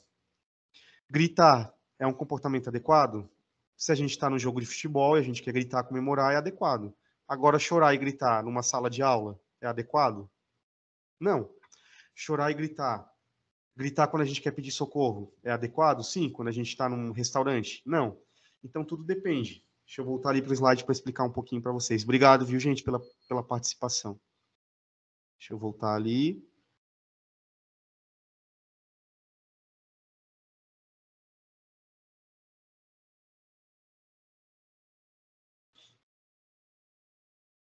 Como eu falei ali, deixa eu só ocultar aqui. Beleza. Estão vendo, né? Só coloca o modo apresentação, tá aparecendo a Desculpa. interface. Verdade. Senão fica aparecendo PowerPoint ali, né? Verdade. Frente aqui, tá? Como eu falei ali, chorar, gritar, correr, empurrar e sorrir são comportamentos. Triste, feliz, faminto, sonolento, não. Né? Então, todo comportamento ele tem um antecedente. Alguma coisa gerou aquele comportamento. Né? A gente brinca lá no serviço, eu estava com meu paciente aqui, ele começou a chorar do nada. Não, ele nunca, principalmente se é autista, ele não vai começar a chorar do nada, não vai começar a rir do nada. Sempre vai ter ali alguma questão antes que a gente vai ter que analisar para poder ali fazer ali a mediação naquela situação, né? Aí a intervenção que a gente usa lá, eu já tinha até comentado com o Delcio, é o ABA, ele é uma ciência uma ciência da educação também, é uma sigla em inglês que significa Análise do Comportamento Aplicado. Ele é uma ciência natural criada por Skinner, ele estuda o comportamento humano a partir da interação entre o organismo e o ambiente, né? É ABA porque a sigla é em inglês, né? Aí as 3 palavrinhas ali formam ABA. Ela é feita de maneira individualizada, estruturada, e ela tenta ali ensinar coisas novas para poder mudar ali um comportamento inadequado, algo ligado à linguagem. E ela trabalha principalmente com uma tríade, que é estímulo, resposta e consequência. Isso é muito importante. Vamos lá, então. Agora vai ficar legal, hein? A gente tem aqui uma situação. A gente tem o estímulo, a resposta e a consequência, tá? Vamos supor que essa criança ela tem um diagnóstico de autismo, tá bom, gente? TEA. O estímulo foi a pizza. Ela viu a pizza ali, bonita, cheirosa, quentinha. E ela entendeu que se ela se jogasse no chão e chorasse, ela ia ganhar a pizza. Aí a resposta dela foi se jogar no chão e chorar. E a consequência, ela ganhou a pizza, parou de chorar e comeu. O que aconteceu aí? Ela apresentou esse comportamento de chorar e gritar para ganhar o que ela queria, e o reforço foi ganhar a pizza. Então ela aprendeu que é assim que ela vai pedir. Ela foi reforçada, ela ganhou o que ela queria quando ela chorou e se jogou no chão. Então, nesse caso, ela ganhou o reforço por esse comportamento que para ela foi adequado num contexto social inadequado. De que forma que o ABA vai intervir nessa criança? A gente vai mexer ou no estímulo ou na consequência para poder mudar esse comportamento, resposta que ela gerou ali. De várias formas a gente pode fazer isso. Aí depende muito do paciente, por isso que se chama análise do comportamento. A gente pode pedir para ela se acalmar primeiro, que se ela se acalmar, ela vai ganhar a pizza. Com o passar do tempo, a gente pode pedir para ela apontar sem chorar, aí a gente dá a pizza. Com o passar do tempo, claro, depois de um tempo, a gente pode ensinar ela a verbalizar, se ela for uma criança verbal, a pedir a pizza e a gente vai dar. E assim ela vai aprendendo uma forma alternativa que não é se jogar no chão e chorar. Aí, claro, depois que ela aprende a pedir de alguma dessas 3 formas, nem que a gente tenha que dar ajuda física, pegar a mãozinha e fazer ela apontar a pizza. Mas a gente, de forma alguma, vai reforçar que ela chore para pedir. Por exemplo, no primeiro dia dessa intervenção, a gente pediu, só aponta e se acalma que você vai ganhar e tal. E ela continua se jogando no chão. A gente pode, por exemplo, pegar a mãozinha dela, fazer o dedinho para apontar, isso, você está tentando pedir a pizza. Hoje você vai ganhar a pizza, porque você está tentando, você está se esforçando, sabe? Então a gente não reforçou que ela não se acalmou. A gente reforçou a tentativa dela de pedir. Então assim a gente vai ensinando um novo comportamento, seja para extinguir um comportamento inadequado, seja para extinguir um comportamento ali, ou melhor, ensinar alguma habilidade cognitiva, e assim vai. Agora a nossa função ali como educador, né, como professor. eu acho que, espero que tenha ficado clara essa parte, depois eu vou voltar para vocês, para a gente usar vários exemplos práticos, vou pedir para vocês darem um exemplo, eu vou tentar, a gente pode até fazer assim, vocês dão uma situação e eu tento explicar uma forma de fazer uma intervenção, tal, podem trazer situações do dia a dia de vocês, mas para encerrar aqui essa parte, vamos falar um pouco sobre a nossa função como educador ali na área da inclusão. A gente precisa, primeiramente, independente de diagnóstico, independente de laudo, independente de como eu vou estar naquele dia, a gente tem que entender as limitações e as necessidades daquele aluno, principalmente se ele tiver algum diagnóstico, porque a gente vai saber que ele não vai estar fazendo aquilo por mal.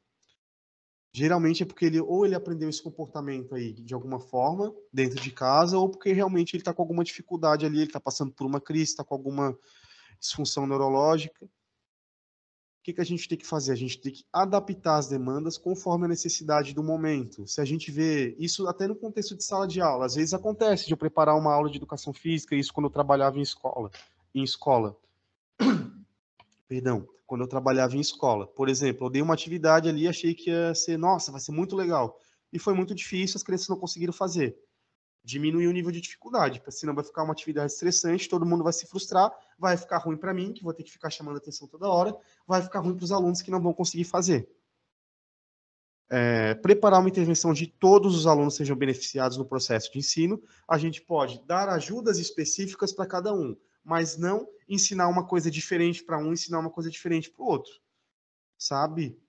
Uma turminha pequena, tá todo mundo pintando com tinta e tá a criança especial ali com diagnóstico pintando de outra forma ali com ajuda física. Não, a gente pode dar uma ajudinha física, tal, mas todos eles vão estar fazendo a mesma atividade e se beneficiando ali daquele conteúdo.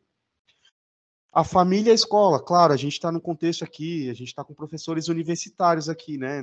Mas, caso alguém aqui vá trabalhar com criança ou trabalha no contexto de escola, a relação com a família é muito importante. A família precisa saber o que a gente está fazendo para poder levar isso para dentro de casa, sabe?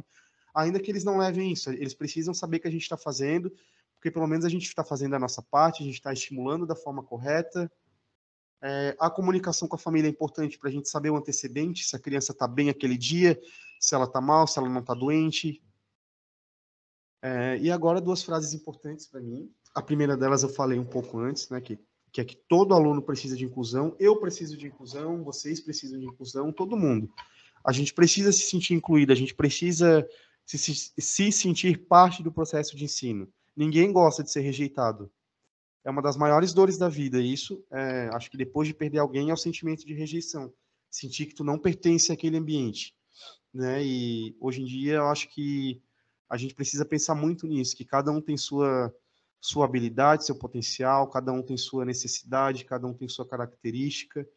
Então é legal a gente pensar, é até uma forma mais ampla de ver a tua sala de aula, de tu gerar um vínculo ali com quem tá ali aprendendo contigo, é que todo aluno precisa de inclusão. Todos eles ali vão precisar de uma versão diferente daquele professor. E eu trouxe uma frase do Paulo Freire, que eu gosto muito. A inclusão ela acontece quando se aprende com as diferenças e não com as igualdades. Então eu gosto de falar que eu sou um professor que eu estou sempre aprendendo. Cada dia que passa, cada dia que eu entro lá na clínica, eu estou aprendendo uma coisa diferente. Nunca é previsível, sempre tem algo novo, sempre o mínimo que eu faço, o modo que eu me moldo, né, para aquele momento. Isso vai gerando qualidade de ensino. Isso vai me mudando como pessoa, não só como professor, e também a gente vai gerando mudança naqueles alunos. Todo mundo aprende com as diferenças. Se a gente atuasse sempre igual, com certeza nem todo mundo ia se beneficiar. Ia ter aluno que ia achar a gente ótimo professor, e ia ter aluno que não ia gostar da gente, né? Porque o processo de ensino-aprendizagem ele é diferente. Cada um tem a sua forma diferente de aprender. E é isso, pessoal. Agradeço a oportunidade, agradeço quem compareceu aqui para escutar o que eu tinha para falar. Eu fico feliz de compartilhar um pouquinho desse meu mundo, né? Hoje eu estou numa fase que eu estou respirando o transtorno do espectro autista em casa, no trabalho, nos estudos, e isso é muito legal. Isso tem mudado a minha vida, a minha forma de ver as pessoas, a minha forma de ver as crianças, o processo de ensino-aprendizagem. Eu fico muito contente em estar compartilhando com vocês. Obrigado, pessoal. Agora eu vou abrir aqui um pouquinho para a gente conversar, então. Obrigado, Israel, por todas as colocações. Eu acho que é desafiador, né? Inclusive esses elementos que você trouxe dentro da infância aí, né? Da formação da educação básica, onde você tem um acompanhamento mais próximo e cotidiano, até por conta dos próprios elementos formativos que esses núcleos geracionais têm recebido, né, para possibilitar, de fato, um desenvolvimento e incursão que muitas vezes alguns dos nossos acadêmicos, né, já adultos, não tiveram a oportunidade de experimentar.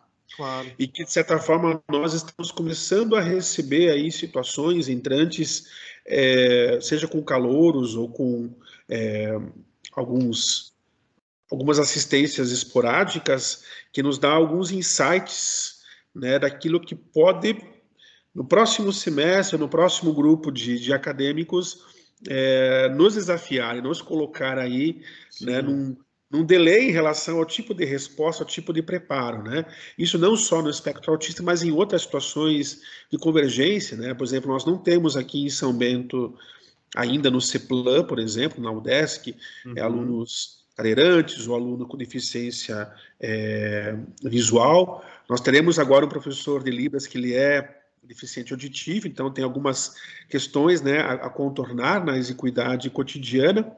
E também nesse contexto, até pelos dados que você trouxe de projeções, né, próximas vindouras de situações que possam caracterizar e ser, né, classificadas dentro dessa questão do transtorno do espectro autista, nos desafiar ainda mais a pensar em alternativas, estratégias de execução. Por isso, da importância da tua fala hoje para nos, né, reforçar, né, essas questões e também criar discussões, inquietudes sobre como trabalhar isso no planejamento, na preparação e nos vínculos, né, nas parcerias que possam viabilizar essa ação, né?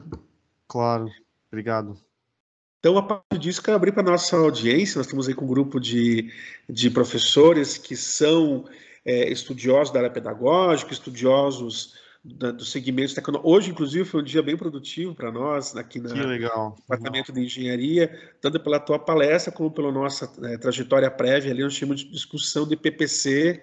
Então, é o tipo de elemento de planejamento, de estratégia, né, que tem que ser visitado. Então, eu vou abrir para a nossa audiência. Também quero cumprimentar os Tem uma alunos pergunta aí. no chat ali, Delcio. Deixa eu dar uma Desculpa olhadinha. interromper, tem uma pergunta no chat ali.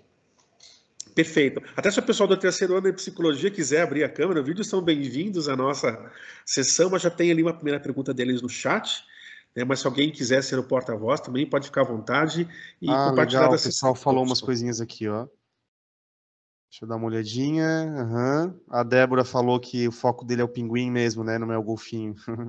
da série Atypical. Então, o pessoal ali de psicologia da Univille que nos prestigiam hoje, né? Quer saber como você adapta as atividades nas escolas quando não há materiais disponíveis, né? Então, muitas vezes não tem uma estrutura vocacionada para isso, até mesmo em questões de contingência. Isso na área da educação física? No contexto amplo, eu acho, né? Você pode trazer o benchmark da educação física, mas também, né, talvez alguma recomendação aí, né, que possa ser também aplicada, né, a outros segmentos de atividade, inclusive até talvez variando dentro de faixas etárias, né? Porque eu acho que o benchmarking é um lugar para colher boas experiências, né? Então, acho que possa ser um entrante compartilhável e replicável, né, em outros segmentos. Então, gente, depende muito do que tu quer trabalhar. Eu gosto de ver o estímulo. Por exemplo, eu quero trabalhar com essa turminha, trazendo para uma turma, né, já que é um contexto de escola. Eu quero trabalhar com essa turminha a habilidade de correr e saltar.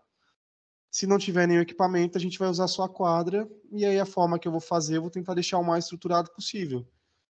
Eu vou muito pelo estímulo, sabe? Eu não me prendo muito a equipamento. Eu sei que existe uma defasagem hoje de equipamento, principalmente às vezes na rede estadual, mas a gente tenta adaptar isso nas primeiras vezes, né? Quem sabe depois que eu vou estudando o local, eu vou vendo o que tem, eu vou vendo o que eu posso conseguir com a gestão daquele ambiente. Na parte do autismo, eu gosto sempre de ter o meu material estruturado, assim, antes e depois. É que existem vários suportes que eu uso. Eu tenho a plaquinha do antes e depois, que é a primeira atividade, depois o momento livre. Eu tenho a economia de fichas, que eu falei, que são as estrelinhas, para poder dar um início, meio e fim. E aí, geralmente, assim, eu vou adaptando, resumindo, assim, a tua pergunta, eu tento ver ali o espaço, o que eu quero trabalhar naquele momento, e o que tem ali.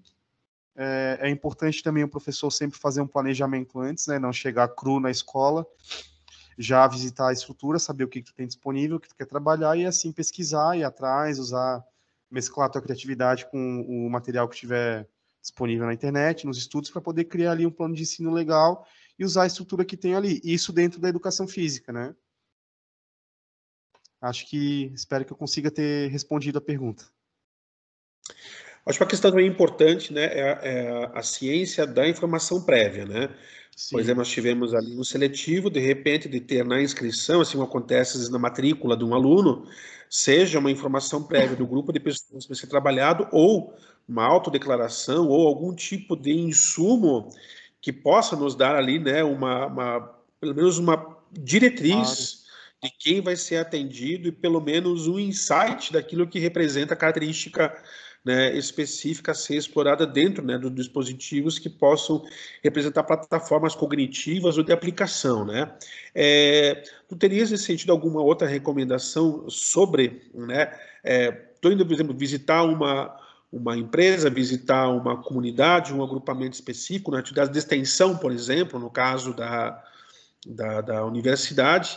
Às vezes cheguei lá na sala de aula, por exemplo, na educação básica, e de repente até a professora ou o professor que está atendendo o grupo naquela empresa já conhece, né, aquele grupo de estudantes ou de partícipes, mas talvez como é que a gente possa, né, estabelecer algum tipo de abordagem para, né, conseguir se inserir sem ser um processo invasivo. Não sei se eu consegui me expressar sobre essa diretriz, porque assim, você estando com um grupo trabalhando, você já sabe como se comportar ou como conduzir a atividade. Quando chega alguém estranho, é também um estímulo diferente no É uma ambiente, né? demanda, com certeza.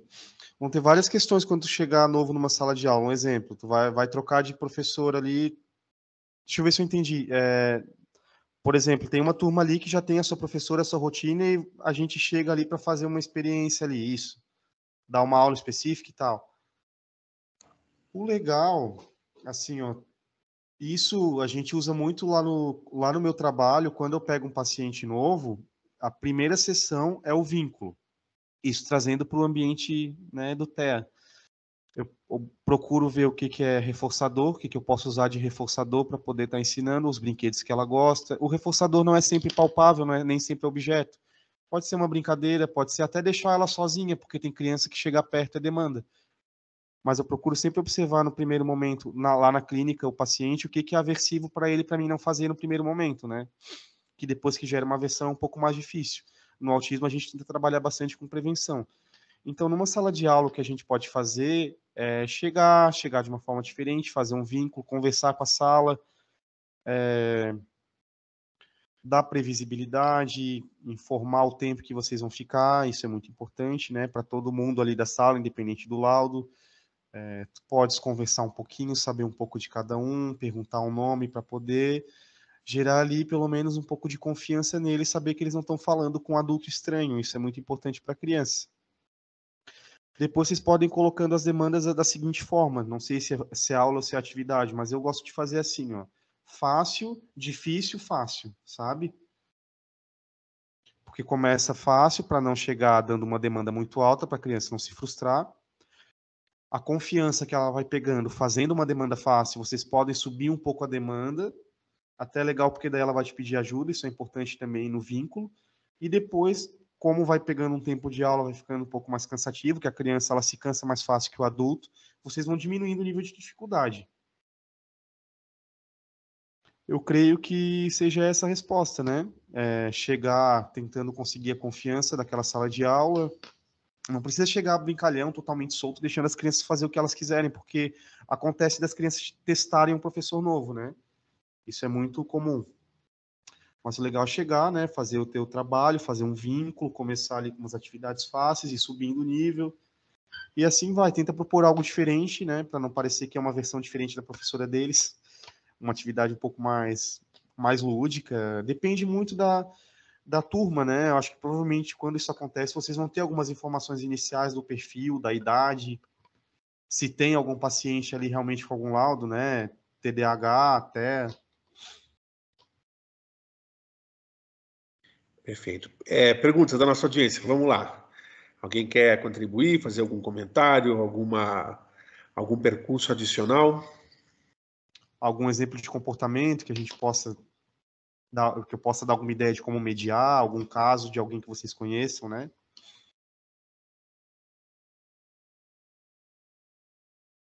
Até a questão da possibilidade de replicar algumas condições, né, também observáveis e execuíveis no contexto até do indivíduo até mais maduro, né? Porque nós temos dois cenários possíveis. Um, de a gente realiza estímulos em ambiente que não são, né, o nosso ambiente primário, ou seja, em comunidades, em agrupamentos, em escolas, mas também, né, de receber indivíduos que de repente tenham essas características, esse perfil, e a gente conseguir estabelecer a melhor plataforma cognitiva possível, né, para respondê-los, né?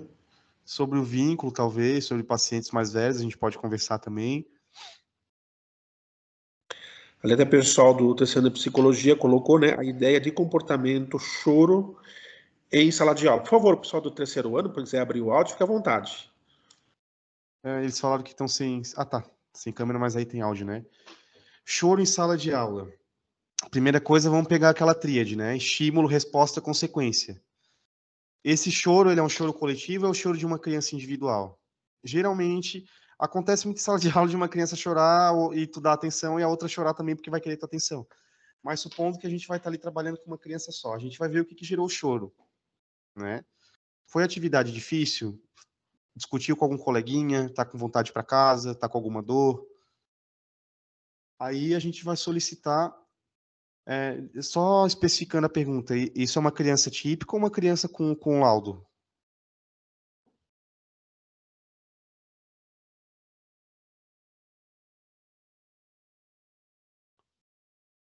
Criança com Talvez até TEA, explorar. ótimo. A gente vai tentar ver o antecedente, o que fez ela chorar, tá? Existem várias questões que ela pode estar fazendo isso. Ela pode estar chorando para ter acesso a alguma coisa, ela pode estar chorando porque ela quer tua atenção, ela pode estar chorando porque ela está com alguma dor, né? Então a gente vai analisar. Se ela tiver pedindo alguma coisa, a gente vai tentar direcionar ela a pedir, nem que seja com uma ajuda total de apontar, tá? Como a gente quer que ela pare de chorar, lembrando que a gente não está reforçando o choro, a gente está reforçando a tentativa dela de pedir. É bem diferente. Porque a gente deu ajuda física, mesmo a gente ajudando, pegando a mãozinha para ela fazer isso aqui, mesmo a força colocando assim, ela tentou pedir. Então ela só ganhou aquilo que ela estava pedindo, que ela estava querendo, porque ela de alguma forma tentou pedir, mesmo que com ajuda, tá? Ela vai parar naquele momento, e se for por um choro por acesso, né? E também ela vai estar aos poucos entendendo que ela tem que pedir. No dia seguinte, vocês vão ser um pouquinho mais incisivos se isso acontecer de novo. Vocês vão esperar ela apontar. Aí vai ter que ter um pouquinho de paciência. Se realmente ficar insuportável a ponto de atrapalhar as outras crianças, ou se ela começar a se chorar muito, muito, muito, muito, a ponto de já entrar numa crise, já não saber mais o que quer, aí é diferente. Aí vocês podem ver para tentar acalmar ela de alguma forma, levar ela para algum outro ambiente com menos estímulos e tal. Mas se realmente ela estiver chorando, vocês podem, se demorar muito ela continuar chorando e atrapalhando ali o processo, vocês podem ali dar ajudinha física. Mas aos poucos a gente tem que ir retirando para dar autonomia dela pedir. Ela tem que aprender que ela tem que pedir. Se for um choro por causa de dor, alguma coisa, a gente vai tentar ensinar ela de alguma forma a comunicar, né? Ela comunicando, a gente vai tentar resolver, vai ver com a direção da escola, vai ver com algum auxiliar de sala para poder ligar para os pais, né? Se ela tiver realmente com alguma sensação ruim. E se, no caso de um autismo leve, que existe a comunicação, se ela entrou em atrito com algum colega, se ela está desorganizada, por exemplo, ela está fazendo atividade ali, ai meu Deus, não consegui fazer, meu Deus, não consigo, entrou na crise. Vocês vão lá, vocês vão sentar um pouquinho, vocês podem usar um cronômetro. Deixa eu mostrar o meu cronômetro aqui para vocês. Deixa eu abrir. Eu vou botar 20 segundos aqui só para dar um exemplo, mas eu uso esse cronômetro aqui, tá vendo? Ó? Ele é bem lúdico. Ó. Quando aparecer o patinho, você vai parar de chorar e a gente vai tentar fazer a atividade junto. Agora você pode chorar. Isso vai distrair ela, porque ela vai estar aqui tendo a previsibilidade dela. Pronto, ó. Agora a gente vai tentar fazer junto. Aí tu vai pegar, depende da atividade, supondo que seja uma atividade de pintar, ó. Eu vou pegar na sua mãozinha, a gente vai fazer junto. Pinta só um pouquinho, depois eu libero você um pouquinho para você brincar. Ótimo, você fez a sua parte, você tentou. Aí ela já vai estar um pouquinho mais calma, porque ficou estruturado, teve começo, meio e fim, entendeu? Geralmente, quando ela não consegue fazer assim, ela vai começar a entender que tá abstrato, ela já vai se perder ali no que tem que fazer, na duração, e isso é muito difícil realmente para o autista. Aí, geralmente, são essas possibilidades que fazem a criança chorar ali em sala de aula. Perfeito. Se for Vamos uma lá, crise, dúvidas? desculpa, só um último ponto. Se for uma crise sensorial por causa de luz, por causa de som, aí vocês vão tirar, né, o estímulo ali que está, no caso de uma criança severa. Tem criança, por exemplo, que quando vê duas crianças correndo em círculo, começa a se desorganizar mentalmente, sabe? Vocês vão pedir para aquelas crianças pararem um pouquinho, né, para a criança se acalmar. Vocês vão dar uma atençãozinha, né, ficar pertinho, isso é bem normal. Se a criança estiver com saudade da mãe, vocês vão dar uma atençãozinha ali também, né? Porque daí ela vai estar aprendendo comportamento, que ao invés dela chorar pela mãe, ela pode ficar ali contigo conversando na sala de aula, aos poucos ela vai pegando ali o gosto de ficar e tal. É isso, nessa parte. Eu vi ali que tem uma segunda pergunta. Posso responder direto, Delcio?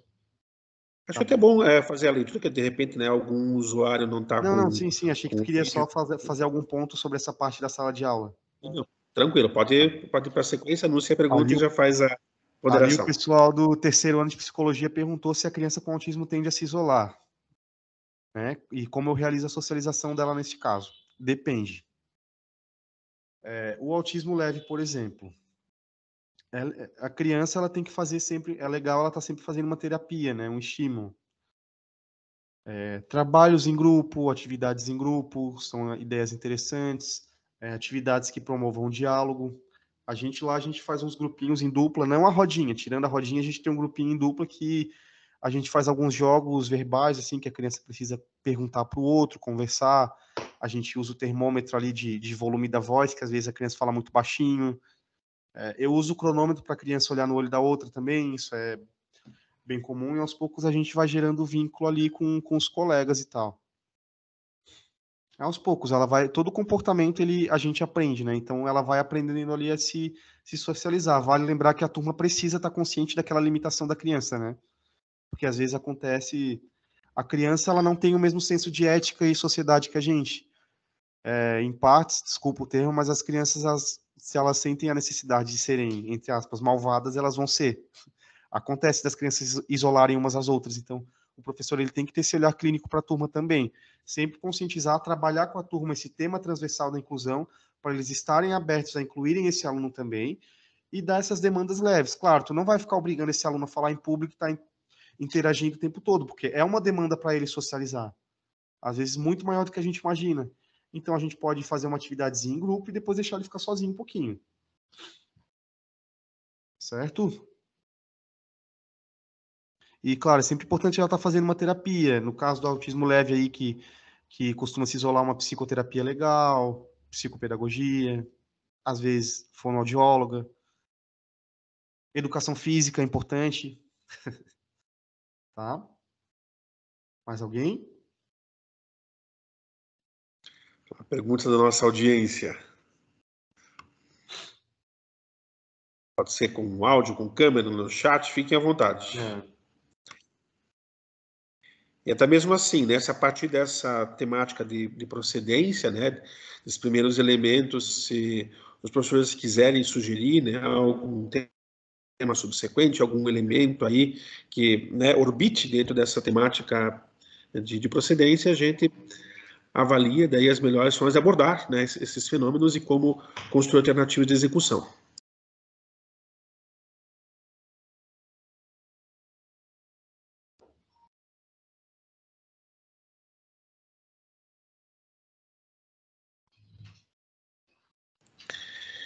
Então, pessoal, eu acho que tem uma série de inquietudes, né, que causam esse tipo de temas, que muitas vezes, falar aqui pelo nosso caso, né, que era tecnológica, de sistemas de informação e de engenharia, se por um lado ele sinaliza oportunidades de desenvolver soluções que contemplem né, não só o usuário médio, mas também esses usuários com necessidades especiais, é uma questão a ser explorada. Por outro lado, na instrumentação pedagógica, sensorial, constitutiva e de elementos metodológicos, às vezes a gente tem um gap, né, a ser construído.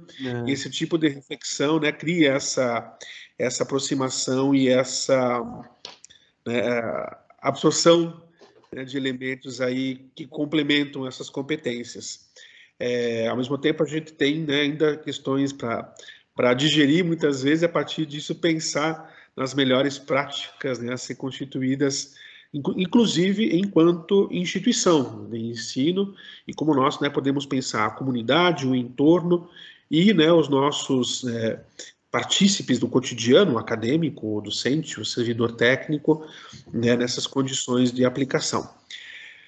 Por fim, colocar mais uma rodada de perguntas ou até as considerações finais do Israel.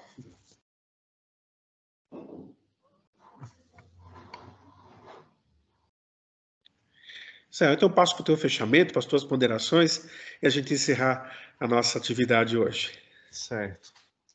Primeiramente, quero agradecer a oportunidade, estou bem feliz aqui com o resultado, que bom que eu consegui falar para vocês um pouco do meu cotidiano, né, do meu mundo. Como eu falei agora, esse assunto me rodeia a todo instante, porque eu estou sempre estudando, sempre trabalhando, e eu espero que dentro de vocês eu possa ter gerado esse olhar um pouco mais clínico, porque cada dia mais a gente tem um aumento muito grande aí nos casos, então a gente vai estar convivendo com pessoas que têm o diagnóstico ou não, mas que está ali dentro do espectro, né? E como eu falei, a inclusão ela serve para tudo, para todo tipo de pessoa, todo tipo de aluno, então a gente vai entender melhor as pessoas quando a gente olhar dessa forma, vendo que as pessoas têm ali cada uma a sua especificidade. Espero que vocês tenham entendido um pouco mais sobre as características também, essa questão da previsibilidade, que é muito importante. E eu só reforço a minha fala ali que todo aluno precisa de inclusão, e eu também quero sempre lembrar que nenhum comportamento vem do nada, sempre tem um antecedente. E sempre depende, nunca vai ter um padrão de comportamento. A não ser que tenha aprendido ele e repita ele muito tempo, né? Mas, por exemplo, num grupo de pessoas e todo mundo chora, por exemplo, cada um geralmente vai chorar por algum motivo. Então, vamos trocar de comportamento, né? Eu falei muito de chorar hoje. Supondo que esteja todo mundo sorrindo, cada um vai ter o seu motivo, né? Então, vale lembrar que cada um tem o seu comportamento, cada um com o seu motivo, e todo mundo precisa de inclusão. E é isso aí, pessoal. Obrigado, hein? É um prazer imenso estar aqui falando para vocês. Obrigado, Delcio. Te passo a palavra. Obrigado, Israel. Obrigado à audiência dos demais colegas aí. Agradecer ao pessoal externo, especialmente a terceira ano de Psicologia da Univille, que gentilmente ingressou na sessão. Também aos meus colegas docentes e técnicos aqui do CEPLAN. Já uma boa noite a todos e a todas. E também já um bom resto de feriado para ti aí em Florianópolis, Israel. Obrigado. Eu trabalho em São José, pior que nem foi feriado aqui. Tá certo. Obrigadão, hein? Mas obrigado, mais, hein, pessoal. Um abraço. Boa noite. Tchau, tchau.